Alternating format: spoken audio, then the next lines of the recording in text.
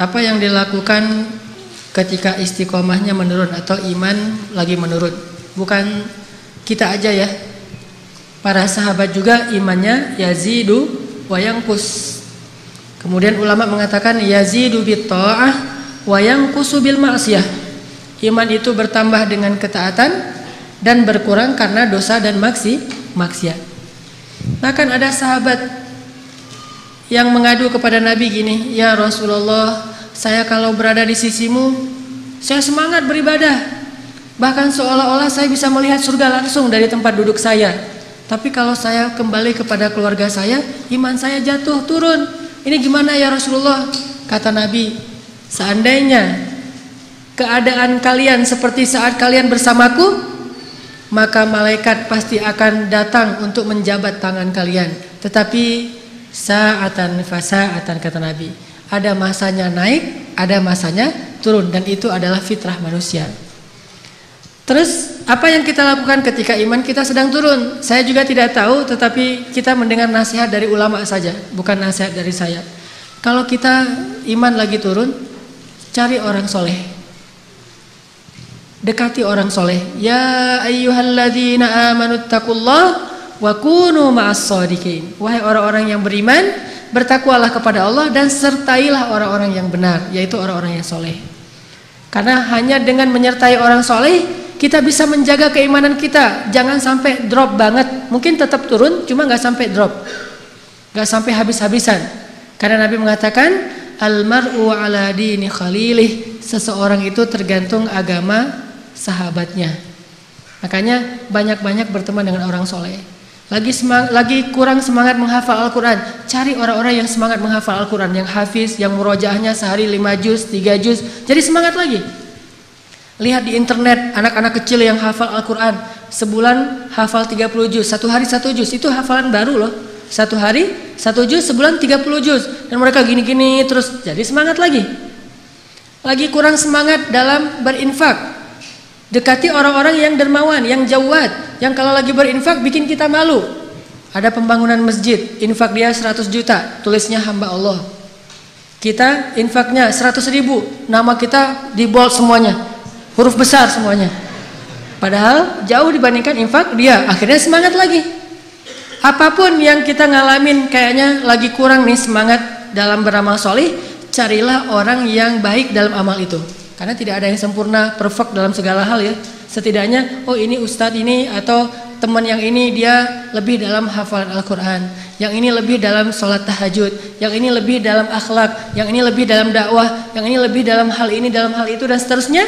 Perbanyak varian dari orang-orang solih, sehingga kalau kita punya masalah dalam suatu amal solih, kita punya menu yang cukup untuk mendapatkan semangat-semangat baru. Jadi dicas, tajdid iman kita salah satunya dengan menemui orang soleh. Gimana kalau misalnya ada pujian dari followers, atau dapat like, atau dapat komen, atau apapun bentuknya. Saya akui kadang itu membuat muncul rasa sombong di dalam hati. Dan itu fitrah manusia. Karena sombong, riya itu munculnya bukan kita rencanakan. Jadi nggak ada sedikit sekali ya orang yang beramal dengan niat pengen riya. Ini saya pengen infak biar riya. Kan nggak ada ya infak biar riya. Biasanya setelah infak baru riya. Jadi riya itu seringnya itu dalam bentuk spontanitas muncul di dalam hati kita. Itu kayak gitu. Disebabkan oleh pujian, disebabkan oleh suasana, disebabkan oleh pancingan-pancingan segala macam, muncullah riya, dan itu spontan banget muncul. Sehingga kalau dia muncul segera istighfar.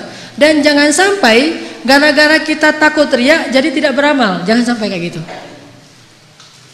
Karena biasanya awal-awal beramal itu emang suka riya, tapi lama-lama dia jadi kebal. Jadi mungkin ada istilah kematangan spiritual. Itu kita alamin kalau kita sudah rajin beramal. Kayak misalnya dulu awal-awal saya pulang ke Bandung, awal-awal saya pulang ke Indonesia, kalau saya ngimamin sholat di masjid itu gampang riya. Kenapa?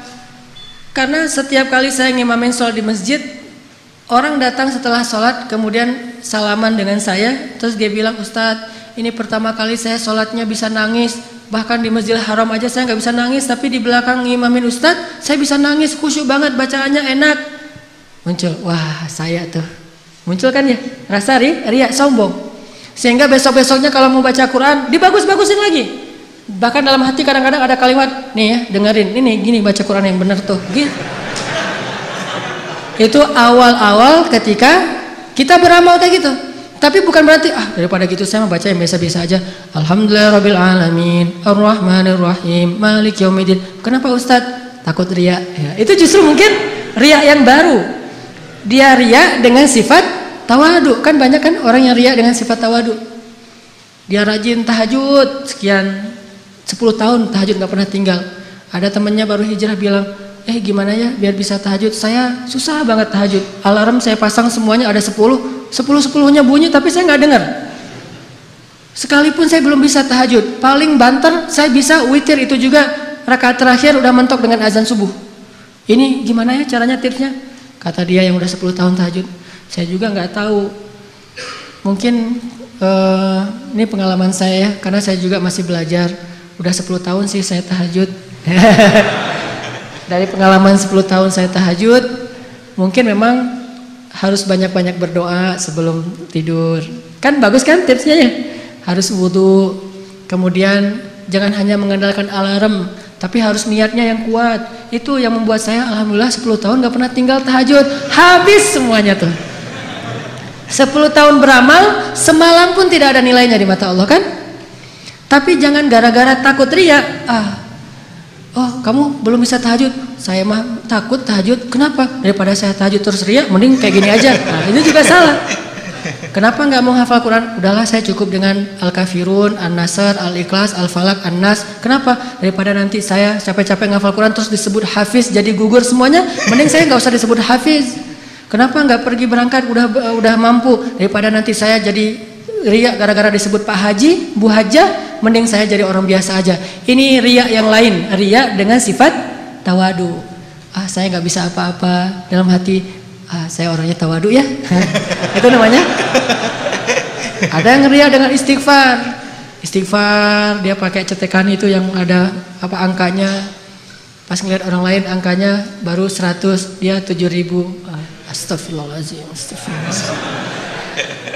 Astagfirullah, jangan muji-muji saya, nanti saya riya. Astagfirullahnya astagfirullah riya. Makanya ulama mengatakan ada orang yang butuh mengistighfari istighfar yang sebelumnya. Beristighfarlah atas istighfarmu. Astagfirullahaladzim. Tapi dia riya dengan istighfar yang fasih gitu. Ada orang yang membaca Al-Quran juga riya. Tapi jangan takut, karena Imam Syafi'i pernah bilang, ta'allamtul ilma li ghairillah fa'abal ilmu ayyakuna illa lillah. Dulu aku belajar ilmu itu bukan karena Allah. Imam Syafi'i juga kayak gitu. Tapi setelah saya belajar, ilmu itu menuntun saya untuk karena Allah. Dulu awal-awal sering banget riya, tapi setelah sekian lama baca terus berusaha yang sebaik mungkin yang saya bisa, lama-lama udah alhamdulillah nggak terlalu ngaruh yang kayak gitu-gitu. Habis ini ada Ustaz, alhamdulillah bagus. Kenapa? Saya mencoba untuk menetralisir dengan membandingkan diri saya dengan orang lain. Jauh lebih banyak yang jauh lebih hebat lagi dari saya.